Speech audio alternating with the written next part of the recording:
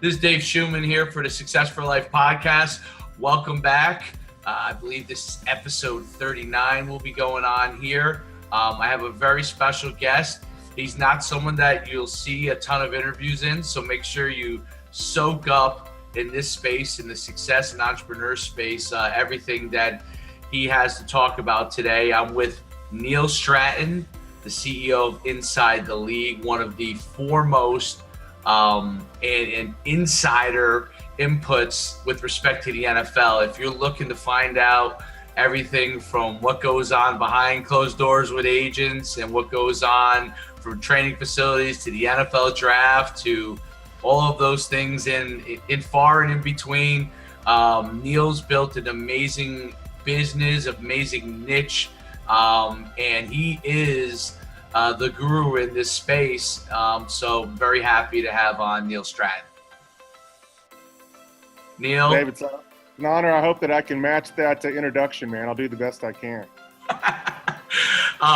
Tell everybody a little bit about your background and kind of how you got into it and what obviously Inside the League is about. Well, as a player, I was nothing special. I mean, I always say that it's possible that the year that I played at Navy when football was very different for Navy. They were always telling us we need to go down to FCS.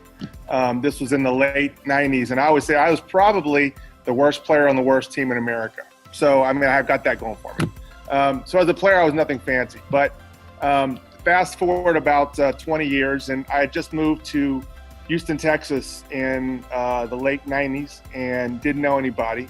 And the first person I met wanted to be the next Mel Kiper Jr., a friend of mine named Troy. And so for 4 years, I took the defense and he took the offense, and we did kind of a draft-based website. We were kind of the first draft gurus along with Mel Kiper, but on obviously a much smaller scale. The problem was we were doing a print product when the web was kind of going like this. So for 4 years, we took turns losing about $2,000 publishing something that we would stack up in our garage. And after a time, Troy decided, hey, it's probably time to move on. And I was just dumb enough to where I'd gone to enough all-star games and started to meet agents that I realized there was no news service for the industry. Not for fans, but for people like trainers and agents and scouts and those kinds of things. So we launched in 2002. Originally, our laser focus was on agents. We've expanded that since, but that's kind of where we started. And in the early 2000s, that's when the idea of sports business news was something people could grasp. I mean, in the old days, sports was just scores and highlights. But as the game became much more monetized and bigger and the scale expanded, then sports business news became, I guess, something that people could grasp. And so our idea was to go to sports business news every day, and football specifically, and we were going to put it on the web, on this World Wide Web crazy thing that they had now. And so we launched in 2002. And I don't know how many details you want, but for the first 6 or 7 years, we kind of toddled along, didn't do so well.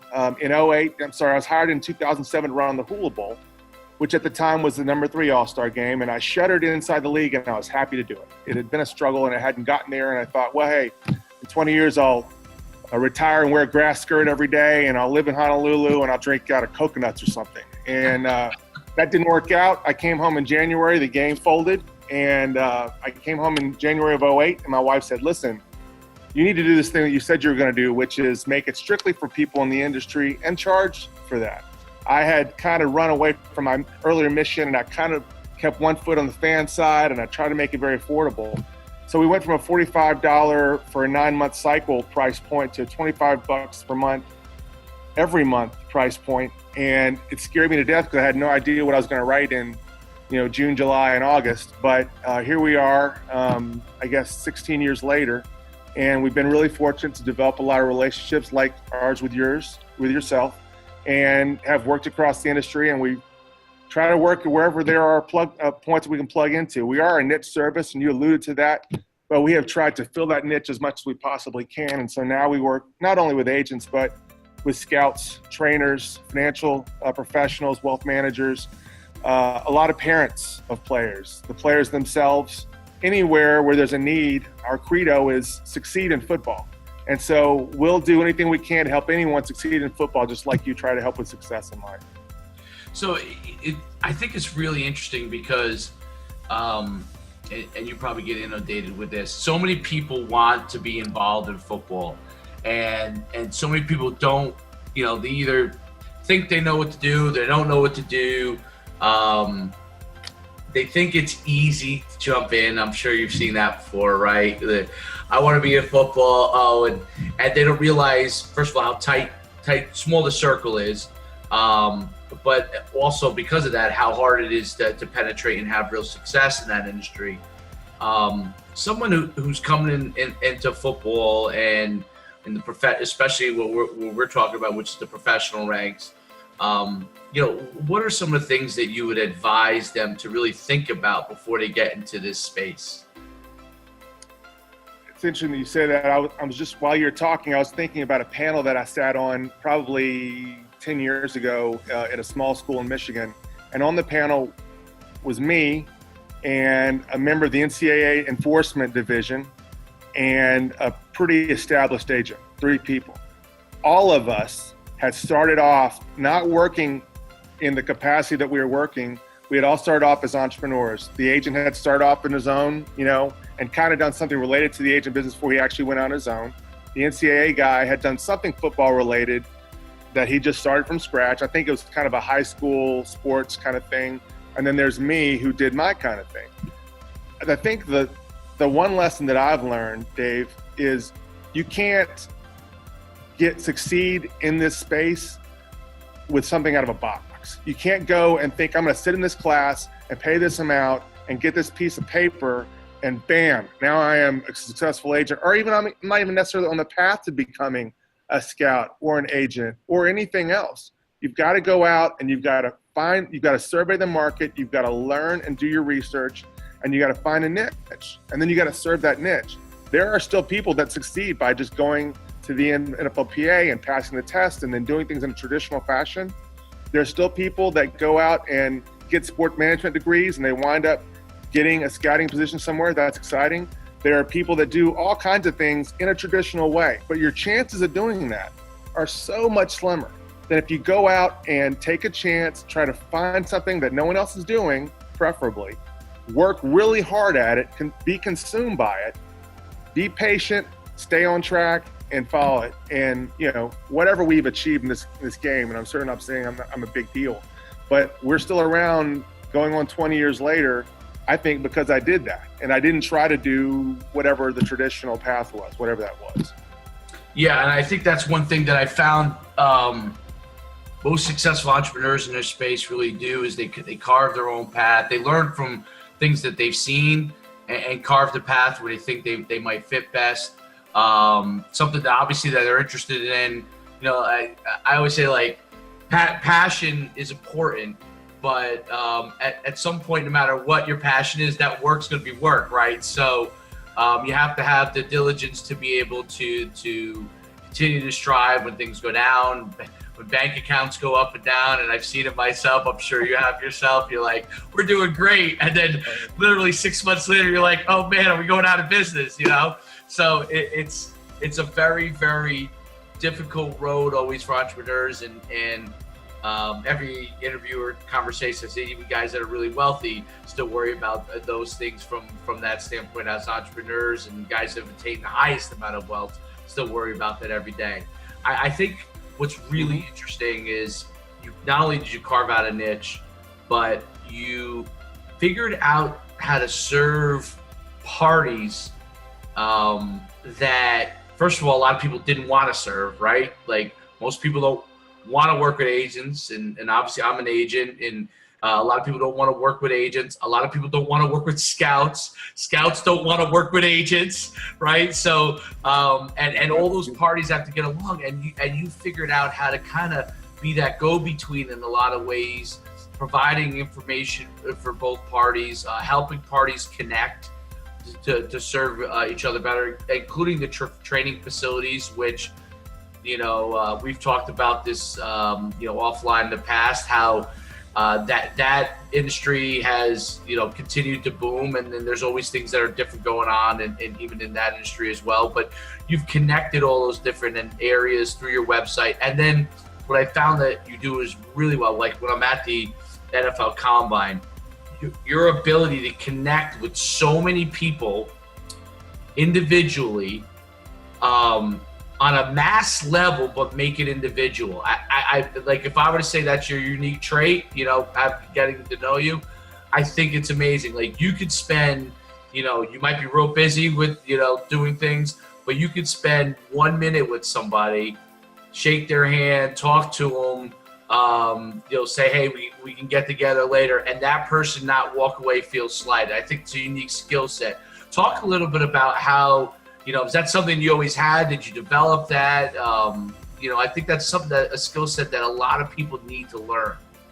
Man, that is so important, David. And I mean, there's two sides of that. When I go to a restaurant or a convenience store or whatever, and my kids are with me and I get poor service, I always point it out to them. And I say, listen, you're not always going to get good service from people, but you better be providing it if you want to succeed. And I don't care what you do.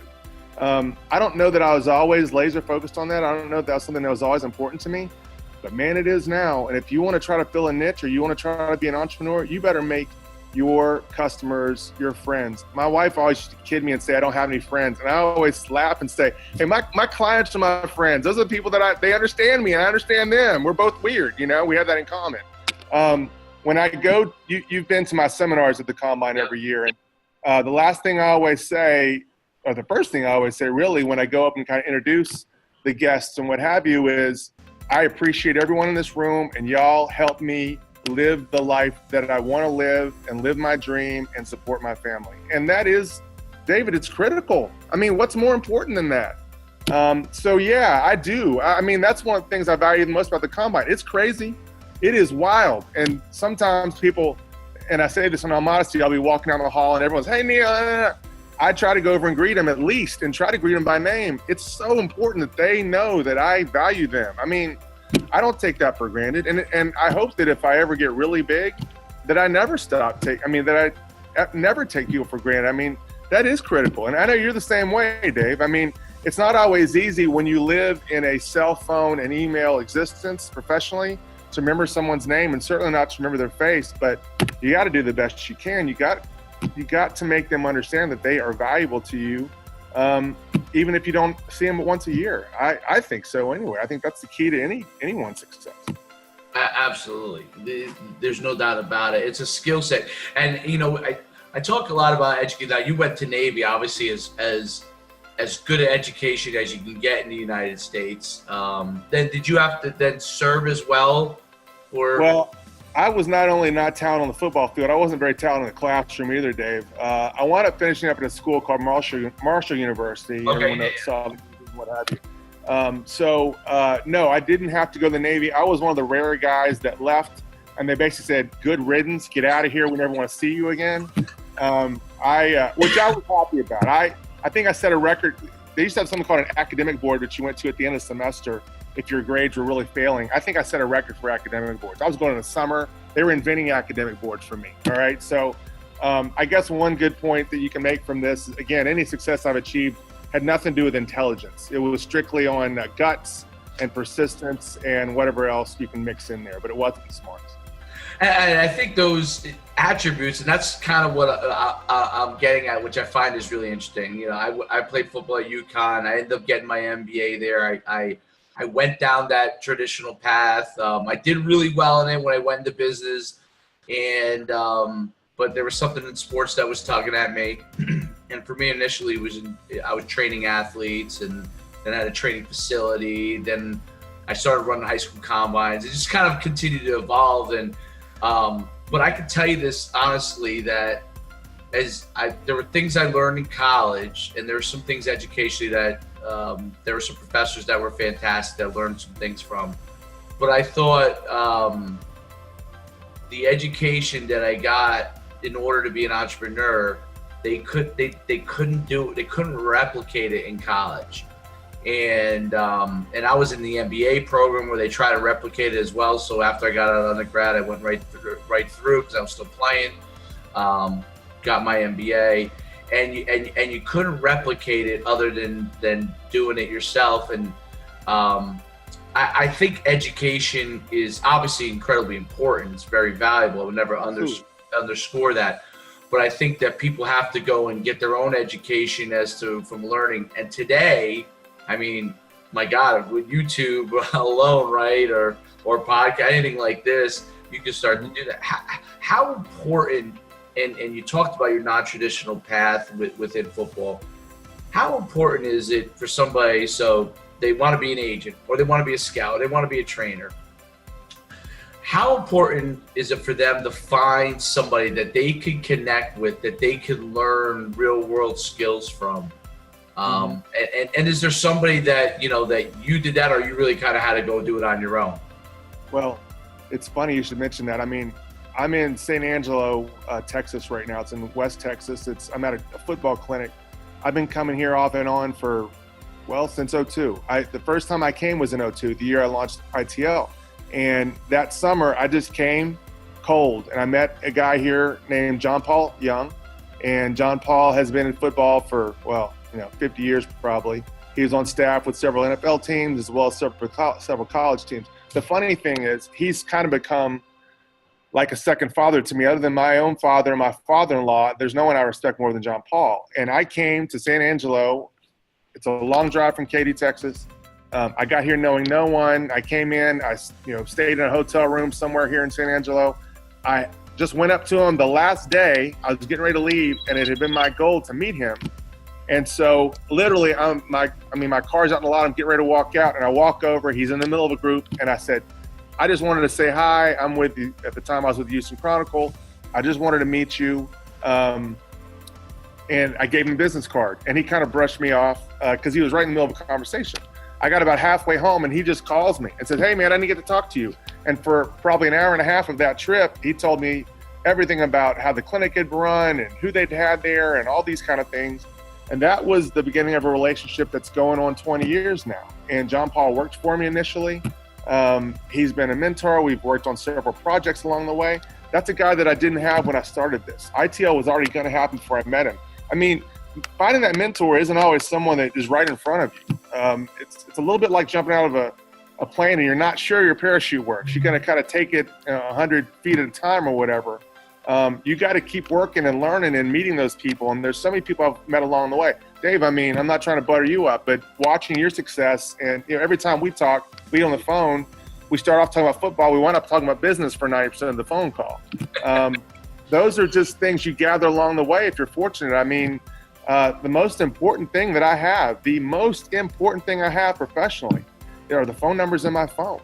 They all represent relationships and people that I've met along the way, and people that I hope think well of me. I definitely think well of them. And but you don't have that until you wade into it. I mean, you can't get that with a degree. And I don't mean to, I'm not dumping on education either. It is very important. It's a foundation for you, but it's just the start. And I think a lot of people come in thinking, well, I got a degree. What else you want me to do?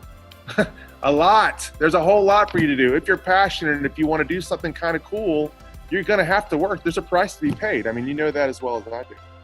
Yeah, and I think that's one of the things even I had to learn, because I've been an entrepreneur, and I think was humbling when I started working in the NFL with as an agent, is, everything that I had done entrepreneur-wise, I conceptualized an idea and kind of blew it out. Had some pretty good success. I wouldn't say immediately, but within a 2-year period, was able to grow things pretty quickly. And that's because I've always I'll try multiple things until I see something that works and that I like, and I'll go with it. But I found the agent business to be a different kind of challenge. And the thing that I learned, and I think it was something I needed to learn, was that the NFL will hit you right in the face with basically, you must build relationships. You must even if you have, because I had a lot of relationships going in, you must then cultivate those relationships, even if you have them. And people, again, they may trust you in one space, but they've got to also now trust you in this other space as well. And you got to prove it. And and obviously we're even though we're 4 years in, we're still babies, I would say, in that industry compared to guys that have been around for much longer. But I've learned that I've begun to learn that and learned that how important that is. How important do you feel the patience is with someone that's looking to get? I mean, it could apply to any space, but in particularly anything to do with football. How important is patience? And explain to people how much value, because I could say it's one thing, but someone who's really done it as well as you have for a long time, how important and how much do people value the ability to be there for a period of time and proving it each and every year? How much do they value that in football? Well, football is like anything else. I mean, something that I always remind myself is that, like Bill Parcells said, you are what your record says you are. You talked about patience, and patience is important, but proving it and doing it and having success is important as well. I would call it measured patience. I remember lying in bed with my wife, in 2000, and we had just gotten married that summer, and at the time, we were in the waning days of Lone Star, which was kind of the predecessor of Inside the League, and it wasn't happening. And I remember thinking, are we going to be eating dog food when we retire? Is this the way it's going to be? I knew that something had to change. And so I went and did Inside the League, and we had a 5-6 year run there where it still wasn't really happening. So I was still staying on the path, but it wasn't doing what I wanted to. When I came back, and my wife essentially took me by the shoulders and said, "Hey, knucklehead, why don't you do what you said you were going to do?" is that when we really started to take off. So I think patience is important in continuing to do it. But also be honest with yourself about what's working and what's not working. You talked about the fact that when you start off, you're a trainer. Being a trainer is value. You learned a lot of things, but it wasn't until really things things didn't really take off until you started with a combine, started increasing your scale, all those kinds of things. So yeah, you do have to have patience. You have to stay on goal and stay on task. But to win relationships and continue those relationships, you kind of got to prove it every day, and you got to make sure that you're still there and that you're effective and that others see you expanding those relationships. And I hate to say this, there's a quid pro quo to relationships. If you're not bringing someone what they need, then they may tend to gravitate away from that relationship. I don't mean that to sound like people are, frivolous about that, but the fact is, we might be friends if I stopped football, but we wouldn't be the same kind of friends because I couldn't bring you the same value. So you got to be mindful of that at all times and understand that, and understand that your worth is derived from what you can bring people. When you stop bringing people worth, then it does change a relationship. Those are the facts of life. I think that's an incredible point. And I think a lot of people get that messed up. Like, people will see in business, they're like, oh, this guy doesn't spend that much time with me. He's a jerk or something like that. And what people have to realize is exactly what you talked about, building value for another person. And you develop friendships from that, but building value with another person is critical. Continue to figure out how you can create value for the other individual obviously helps you create value for yourself. And I think so many people in business miss it. Like I say this all the time. Like you can hit something right. Like there are some agents that had first rounders in their first couple of years, and then they can't get any first rounders anymore, right? So there's a little luck component to fall in the right place. But in order to be wildly successful, like some of the big time agents that are out there, it's being able to have good success every single year and stacking on top of that, and be able to create value for other people every single year. But I think that's important because people get their own feelings so involved with an interaction that could take place for 1 minute.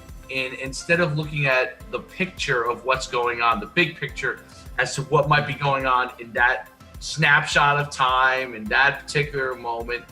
I can't tell you, it's running my events, when you run camps and stuff like I have for so many years, especially when we had this huge growth phase from 2011 to 2013, huge growth phase. We were a 5,000 company at that time, before things started to plateau in that industry for us.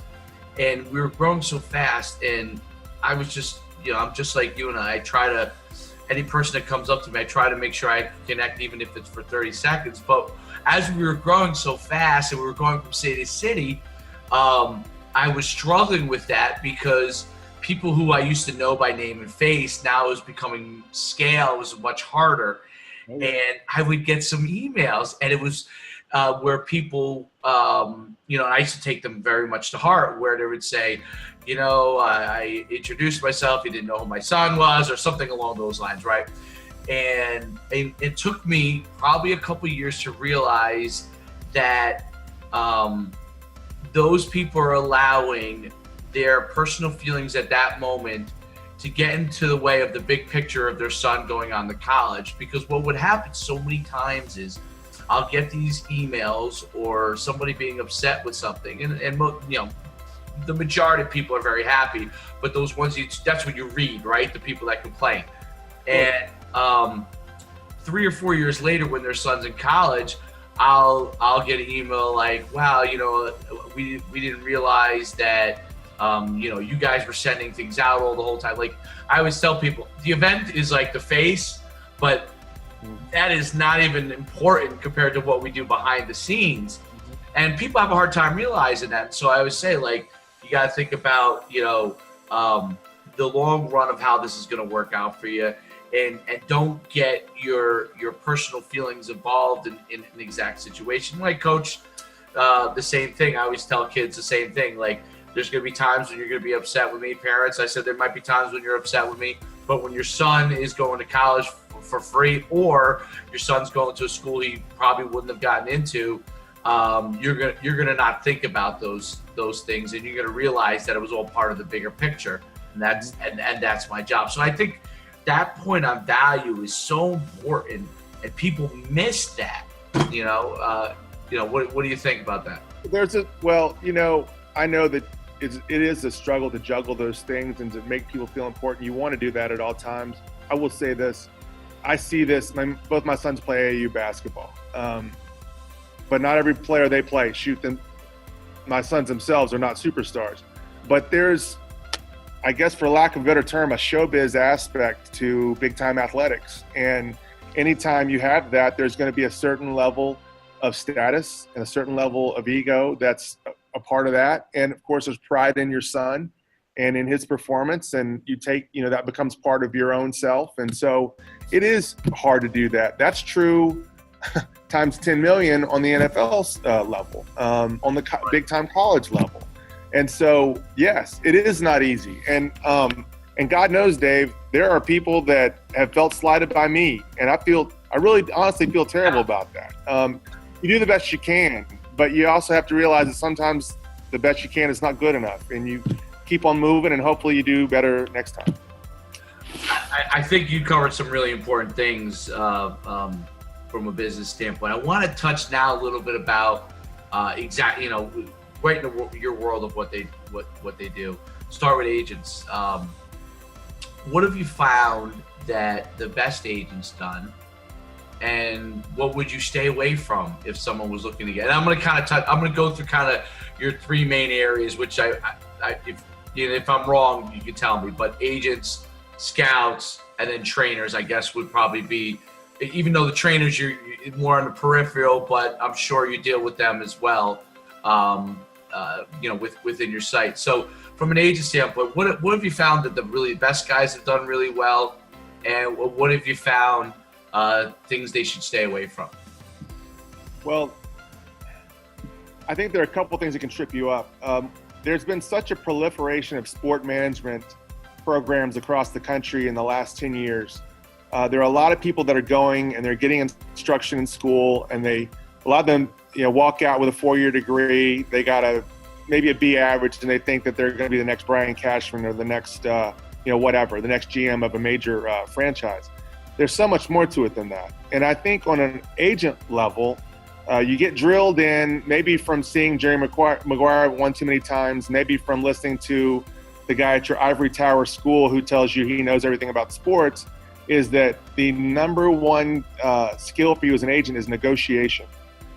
David, as you know, the way the CBA is set up now for the rookie deal, it's a pretty paint by numbers proposition. It's not to say there is no negotiation, but that's about 1% of what you do. 99% of what you do is recruiting and meeting people that can help you and building those relationships. Any number of things that are more human-based skills rather than educational, academic kind of things. If you are not recruiting and you're just waiting for someone to call you, and I don't care if you're an agent or a trainer or a financial manager, a planner, or anyone in the business, you're in deep trouble. So you got to stay away from that. You've got to develop those human skills, and you got to be unafraid to have someone hang up the phone on you, slam the door on you, tell you you suck. All those things have happened to me just in this morning. I'm just kidding. But I mean, there are things that happen all the time, and you have to accept that. That's just the way it is. As far as I think the mistake that a lot of scouts, aspiring scouts make, and we've kind of covered this, is they get out and they may apply to jobs or they may do things like that. You've got to go out there and make contacts. I always say, Dave, and I know you've done this as well, you've got to work for free at some point. And a lot of people feel like, well, I'm not going to work unless I get paid. Bro, you don't have any value right now. Until you will know you have value when you have lots of people calling you and, not asking but demanding that you come and help them or whatever. That's when you can charge. For the first portion of your job, I mean, when you're starting out, man, you got to be willing to volunteer and sweat and bleed a little bit and do whatever you got to do to pay dues to build those relationships that might lead you to a scouting job or something else. I think on the financial manager side, the one biggest mistake they make, and again, it's relationship related, is, hey, I got certified by the NFLPA. I've got all these phone numbers of agents and emails and all that kind of stuff. I'm just going to call them and say, hey, I've got all this money under management. Why don't you let me manage your players? Again, man, they're getting bombarded by people like that. You've got to go and prove to them who you are and show them who you are. You've got to go directly to the player. You got to go directly to their parents. Again, prove yourself. Show the value that you can provide. Show that you don't have a big eye in the middle of your forehead and horns growing out. You've got to show that you're a human being and that you can relate to them. And I think that's the beginning of success in almost any position. Yeah, there's no doubt about it. I mean, I'll take one point from that, being unafraid. I think that's probably the biggest thing that people have to overcome. I have to overcome it on a regular basis. I'm sure you have to overcome it on a regular basis. Every time you go to pick up the phone and you're going to ask for something always creeps in your head, like, should you be doing this? Should I be doing that? And people have to realize that that's always going to happen. That's not going to go away. It's human to feel like that. It's human to feel like, what's this person going to think about me? Then you got to take a second, breathe, and put that aside and go and do it. And I think that's where people, especially from a long run standpoint, fail and succeed, is that when they succeed too quick, they think it just, they, in a lot of cases, that there was some skill involved, but you may have had, fell into the right place. When you succeed on a long run basis, it's because you have dealt with those failures when you have dry spells, but you also continue to plug away and nail it. The scouts, and I find it, you had a really interesting, I read, and I always skim your articles. Your articles are great, but I always skim through. I look for the stuff that I want to grab on. I happened to read this whole entire article, which was one of your recent ones. It may have been your most recent one, which is how scouts felt about agents. Mm-hmm. And I found it to be, I guess I probably knew this, but actually seeing it, what I thought was really, really interesting. And then it made me think, because there's two sides of it. So many agents absolutely have no idea how to build a proper relationship. And I'm sure I'm guilty of some of those things from time to time. But some of those things were so extreme in what some guys do that they obviously have no idea. Mm-hmm. And then I also feel like scouts are trying to avoid the relationship. So, but both groups, it really kind of like they want to do it without them. And, you know, theoretically, I guess you could do without them, and the agent could probably, depending on how good his player is, do without the scout. But if everybody's going to be successful moving in the direction, I'm sure most scouts are looking to move up at some point, and most agents are looking to get better clients and better clients. Building those relationships become important.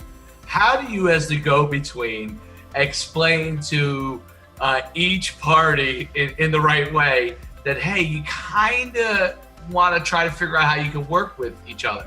Mm-hmm. Boy, Dave, you're not giving me any easy ones today. You know, I think agents. Boy, I've had this conversation so many times with agents that they talk about, hey, how do I meet scouts, and then scouts kind of say, how do I avoid agents? You know, so how do you bring them together? I think if you're an agent, the best you can do is understand that they have a job to do and not bombard them with minutia. I mean, so many. I know when I used to run all-star games, I would get bombarded by a guy would just copy and paste the draft scout page of some player that he signed and just send it to me. Like, I can't Google that, you know? Some of these guys send scouts literally every day a list of the players they have as their clients, as if the guys, I mean, the teams don't really care about that. If there's a player they want, they will come and find you. So I think that you don't bombard them with minutia. These days with email, it's so easy and economical to send email that everyone thinks, well, when in doubt, I send an email. That's only going to piss people off half the time. If you're sending them stuff that they already have or don't need, and especially if you're dishonest. I mean, don't come and say your kid ran a 4.4 if he ran a 4.7. I mean, that is going to kill your credibility, and there's always a next year. So I think as an agent, that's what you have to remember. Gosh, as a scout, I think the one thing I would say to scouts is these agents are in a difficult position and they don't have a lot of leverage. You know, deleting an email is not a bad thing. I guess do the best you can to be patient with them while they're learning. I tell you, it's really funny that the article that you're referring to, which is last Friday's blog post, and then it was continued in our Friday wrap, the newsletter that comes out every Friday that kind of caps what happened in the league every week, got an incredible response. But it was interesting that a lot of scouts said, listen, I understand these guys are new and they're young, and sometimes they're going to need questions answered and all those kind of things. I just wish they would be a little more respectful of my time when I'm at a pro day. When you're at a pro day and you're there to get numbers and get heights and weights and 40 times, when they're done running, you can't say, hey, could I get that time again? They're done running. It's over. So when an agent's trying to be a little too pushy and he's trying to get in the way and he's standing in front of your sight line or whatever, you're not going to win any points with that scout. And that's what you've got to recognize. So I guess at the end of the day, it's common courtesy. A lot of people don't have that as in their gene structure. And a lot of people they do, but they haven't learned what's important and what isn't. And I think that only comes over time. But at the end of the day, you've got to be, your default mechanism has got to be courtesy and respect and honoring other people, and then hoping that bears fruit. And I think it has for me. I think it has for you. It goes back to that patience thing, Dave. I think it's such an interesting learning curve, and I think what you say, everything is so true. I can tell you, obviously, now scouts will have a different side where they're getting pulled from the GM and the coaches to follow, obviously, what they want. And then I think what's interesting is that the agents get pulled really a lot of times from the player/family. Who did you talk to? And the unfortunate thing of it is that the miseducation for them on their side as to what's really valued is I could tell you this every single time. And I have a good relationship with a lot of guys and developed it in a short time. And I've learned from, when I'm on a pro day, basically stay in the background. I can identify who's kind of interested in my guy by what's going on throughout the pro day process, and then find out if he's really interested in him or not. And sometimes he is, and sometimes he isn't, And then when he isn't and he's in a hurry and he doesn't really want to talk to you, if he doesn't know you per se, or if he does know you, you know things really even quicker because the guy sees your name, you're so, yeah, and then he kind of tells you that, the skinny, which I love when a guy tells me the skinny on it. It really helps me focus, not just the teams I'm going to focus on, but how I'm going to approach things with my player, and this year I had that he's now a lineman with the New Orleans Saints, and we had a great strategy between me and him because he wanted to go in as a tight end. I got the feedback from scouts that a lot of guys did see him possibly as a tackle, and we knew our kind of game plan all the way through that. Okay, we'll see what tight end brings us, but if it doesn't bring us exactly what we want, then we're going to move real quick if a tackle opportunity comes, which it did. It fell into place, which was great. It doesn't always work out that way, but scouts did help with that, providing that information. I really got to know, like, hey, do you really see him as a tight end? Do you really see him as a tackle? Like, are you willing to, to work with him or not? And I think that's real important. But I think what's really interesting, and I hope one day you solve this, because I don't know if anybody else other than you could solve this. The education of helping a player understand what actually is going to happen, so the agent and the scouts can do their job properly, right? Because what happens is all of a sudden, and it doesn't happen as much with top tier players, I think, because the top tier players really at the high end, they kind of understand where they fall. So they know, if they're potentially a top 15 pick, they could probably go as high as 10, fall as low as the mid-second round. They kind of have an idea. Yeah, they're not going to be happy if that happens, but they kind of know their range. It's the guys who don't know their range that are late round free agent types who probably will get an opportunity, but are almost paranoid about the fact that if something could go wrong. Helping them to understand that, if you choose a guy, you want to have great communication. That's the most important thing.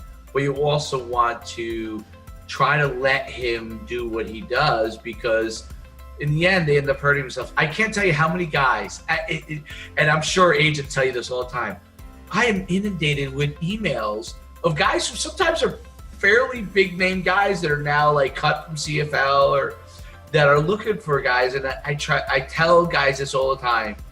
If you're sending me an email and I look it up and you're not actually with a team and you've been cut, the NFL is a little different, but if you got cut from like CFL or you're not in the league currently, it's like a needle in a haystack to get you back in. Oh. And it's not your agent. I actually try to tell them, it's not your agent's fault that you currently have representing you. It's kind of the evolution of your career, and you may be at the end of your career, or you may not have, you may be someone who's just not going to have that opportunity. Mm-hmm. And to really explore that before you go and reach out to everybody, because every agent who opens that email is thinking, any smart agent is thinking the same thing that I am, is like, is this guy really any good, or does this guy have anything left in his career? And, that part, I hope gets figured out, because I think it'll help the players, as a former football player myself, right? And I went through the process and didn't end up I got offers to go to the CFL, but didn't, I knew I was going to be successful in business, so I chose that route. I didn't think financially it was worthwhile for me to get my head beat in for that. But I did want to go to the NFL. Didn't end up going into get picked up to go into camp, and had no idea why. Now I always found myself to be a rational person. I had backup plans, so I wasn't really worried about it. But a lot of the players don't think that way, and helping them to understand the process and what can happen, even numbers wise. Like when I tell players this and they start to understand this, I say, how many draft picks are there? So it's what, 256, I think, right? Or so 256 picks. Yeah. Well, it could be compensatory or whatever, right? Yeah. So somewhere around there, and that's 256 players that are getting into the NFL, and then you got another 100 to About 200 guys. So the same number as undrafted free agents and tryouts. So that's 500 some odd players in the whole entire United States. Division I programs alone, there's 120 some odd, maybe 130 now, Division I programs. Each one of those have a class of probably 15 seniors. Do the math on that, right? So now you start to realize, now you got all the underclassmen coming in. Do the math on that. So now you're fighting for very few spots. So you have to understand that if you get in, you are among the chosen few. And you're just talking about FBS, Dave. Yeah, we're talking FBS. Right. So we're not talking FCS, which is another 100 programs, another 15 seniors, and then you got division. There's so many of those Division II players, Division III and NAI players that have now gotten some opportunities because they either got overlooked coming out of high school because of, and I'm in the recruiting process standpoint. Everything's so front loaded in Division I recruiting that, and if they make a mistake, it's really not a big deal. Parents hate when I say that. It's not a big deal. There's another group of kids coming in next year, and they're almost better off if they make a mistake that kid goes on somewhere else. So parents have a hard time understanding what that exactly means. But I'm saying, you go FBS, they might make mistakes, and it's not the end of the world. If Alabama mistakes on a player, more than likely, spring ball rolls around, that kid's going to transfer out somewhere, and they're going to replace him with a new player that comes in the next year. So for them to understand that they are, the chosen few, and that they have an opportunity, would be so helpful for them to go through the process and end their football career. And this is my biggest point, with a positive taste in their mouth, because there's so many guys that should take that end of the career. They learn so much. Go coach, go become a phys ed teacher, and go be a scout, maybe be an agent, maybe be a trainer, and be able to take advantage of that opportunity. That they don't do that because they get upset with the process. Yeah. What are your thoughts on that? Well, I think any business that involves passion, I've never sold insurance. I've never been a car salesman. I've never done the other jobs. I have been a journalist. When I was a journalist, I wasn't real passionate about it. I think there are a lot of jobs you can be successful at, but you're not necessarily excited on Sunday night when you got to wake up and do it 5 more days and wake up at 6 in the morning to do it. Football's different, man. It goes back to that showbiz aspect of things, and there is a passion, and it is, I know, Dave, that when you turn down those CFL offers, you're ready to see what was next, but there's still a part of you that had a hard time walking away. For so many kids that don't take their education seriously, it's a really different proposition because they get that gnawing feeling of knowing it's over for them, but they don't have a next chapter readily available. And so there's there's the aspect of moving from an exciting phase of your life that has endless promises and potentially offer status and money and all these things, having to close that door, but then also the aspect of having to open a door to uncertainty that you don't know what's behind. Success is no guarantee off the field for a lot of these athletes. And so I think it's a 2-tiered thing and that's why they pursue it so passionately. That's why you have arena football league players, and that's why you have indoor football league players. That's why you have semi-pro players. That's why you have all these guys that just can't give up the dream because, number one, they're grieving over losing a life that they have always wanted all their lives and everyone's always told them they should do. And meanwhile, they don't know what is left if they don't do that. So I guess those are the two sides of why it is so hard and why you're always going to get 1,000 emails from people saying, hey, Dave, why don't you come sign me? I'm the next Kurt Warner, I think you put that unbelievably well. I really do. I think any athlete that listens to that can 100% relate to what you said there. You're 100% correct.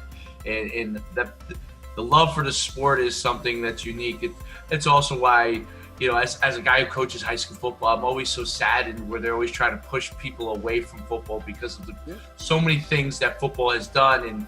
And, there are challenges in football from some of the things medically, but it's a shame to throw out the baby with the bathwater on it. And I see so many places trying to do that and not understanding what it really does for so many of these kids, and young men.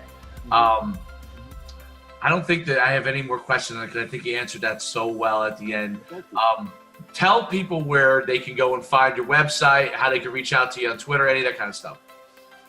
Well, we have 3, I guess, kind of outreach points. The free ones involve our Twitter account, which you mentioned. We're at Inside the League, very simple to remember. Right this time of year, we're breaking a lot of information on scouting, hiring, and firing and movement. There isn't anyone who really focuses on that aspect of the game. We think it's an important one. And so we've tried to own that area. And we've been fortunate to be followed by a lot of people in the game for that reason, some people in the media for that reason. Knowing, again, it's the relationships and knowing where people came from and why they're getting hired and who's getting hired and all those kind of things. And that's something you can follow just following our Twitter account. We also have a blog that's Succeed in Football, very simply. That is our credo. You alluded to one post on there. That's free as well. It's a simple WordPress site. If you are looking for gee whiz graphics, you're going to be sorely disappointed when you go to our blog site. So it's nothing real fancy, but we are trying to talk about things that are integral to the game. We've been fortunate to develop a pretty serious following, again, among people that are deeply inside the game, agents, trainers, scouts, really read a lot of that. We also have, I guess there's a 4th tier. We have something called our Friday Wrap, which comes out every Friday. And very often we'll start something on our post on Friday on Succeed in Football. We'll continue it as our lead into the Friday Wrap. And that goes out to around 5,000 people in the industry. And we've been fortunate again to develop a nice following with that. I encourage people to register for the Friday Wrap. It's, I hope insightful. If you're interested in the business and you're interested in what's going on in the game behind the game, which I am, I know you are, Dave, I think it's something valuable. And you can go to our, it's all over our blog post, the link to sign up for that. You can also find it on our Twitter. And then ultimately, I guess, the home site, InsideTheLeague.com, is where it all started. If you go to the home site, you're going to be disappointed. Most of the links there are password protected. It's kind of how we make our money. We've always been a subscriber-driven site rather than a content site where we're trying to aggregate as much information we can and then hope we get ad clicks. That's just not been our game. If anyone is interested in learning more about Inside the League and they'd like to come in and check it out, just reach out to me on Twitter. You can contact us through the website. I'll be happy to plug in and comp you for a few days so you can get a good taste of what we do. And if you're someone who aspires to be a scout or even an agent and you're still in school, we have something called a next wave subscription, which is a good bit cheaper.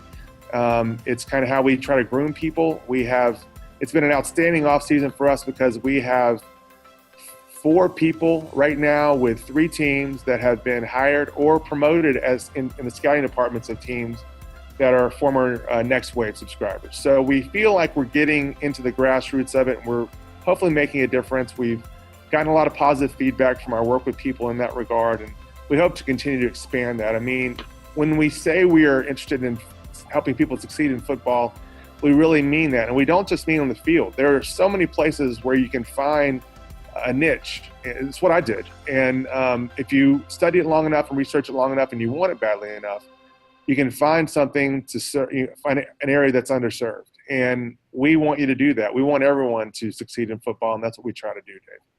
Neil, thank you so much for being on. Thank you for taking the time. I'll let you go back to the Texas Football Clinic. I'm guessing it is, right? Yeah, Angelo Football Clinic. Yeah, here in San Angelo. It's pretty exciting stuff. Nick Saban's going to be out there in about 3 hours. So wow. I want to make sure I'm there for that. Absolutely. Well, we'll sign off. This will be up real soon. And thanks so much for coming on, Neil. I appreciate you having me on, Dave. Have a great day, buddy. All right.